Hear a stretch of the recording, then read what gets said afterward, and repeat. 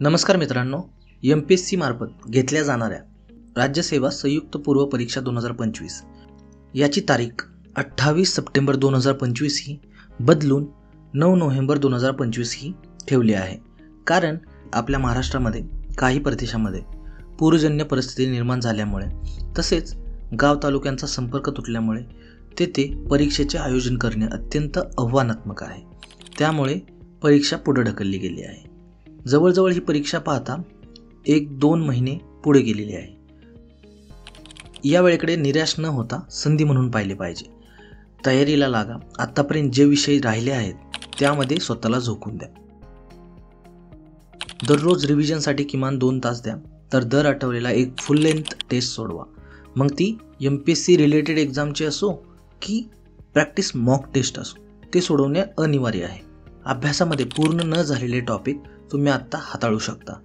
Daily रुटीनबाबत बोलायचे झाले तर सकाळी कठीण विषय हाताळा आणि संध्याकाळी हलके विषय. 25 ते 30 मिनटं तुम्ही अभ्यास करा. त्यानंतर 5 मिनिटाचा छोटासा ब्रेक घ्या. फक्त टेस्ट देणं महत्त्वाचं नाही, तर तुम्हाला त्यामध्ये कोणत्या चुका होत आहेत ते सातत्याने तुम्ही पहा आणि त्यावर काम करा. करंट अफेअर्स आणि स्टॅटिक मिक्स प्रश्न मिश्र स्वरूपाचे असतात. त्यामुळे तुम्हाला दोन्हीची सांगड घालणे खूप महत्त्वाचे आहे.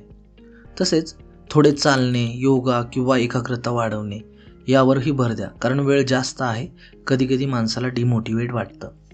जर अभ्यासाचा विचार केला तर चालू घडामोडीचा विचार करता तुम्ही मागील 12 महिन्यांचे संपूर्ण वाचन करा. टेस्ट सिरीजचे जेवढे प्रश्न सोडवता येतील तेवढे सोडवा आणि त्यातील वीक टॉपिक शोधून काढा. तसेच CSATकडे पूर्णपणे दुर्लक्ष करू नका. हा क्वालिफाईंग जरी असला तरी बरेचसे विद्यार्थी यामध्ये दुर्लक्ष केल्यामुळे अडकतात. स्वतःच्या नोट्स तयार केलेल्या ज्या असतील त्याची शेवटच्या 10 दिवसामध्ये पूर्ण रिव्हिजन करा. परीक्षा पुढे जरी ढकलली असली तरी ही एक संधी आहे. तुम्ही याच्याकडे निराशेने पाहू नका, ही विनंती. धन्यवाद.